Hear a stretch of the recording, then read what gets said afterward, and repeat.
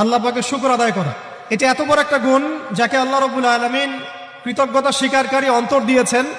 সে হচ্ছে পৃথিবীর ধনী মানুষ। চলতে ফিরতে উঠতে বসতে সবসময় আমরা আল্লাহ পাকের নিয়ামতগুলো স্মরণ করব এবং সবসময় বলতে থাকবো আলহামদুলিল্লাহ, বলতে থাকবো আলহামদুলিল্লাহ।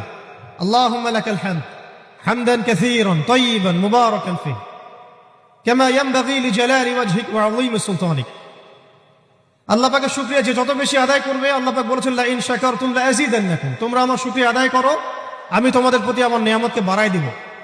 ওয়া লা ইন কাফারতুম ইন্না আযাবি লাশাদীদ, তোমরা যদি আমার অকৃতজ্ঞ হও জেনে রাখো আমার আযাব বড়ই কঠিন।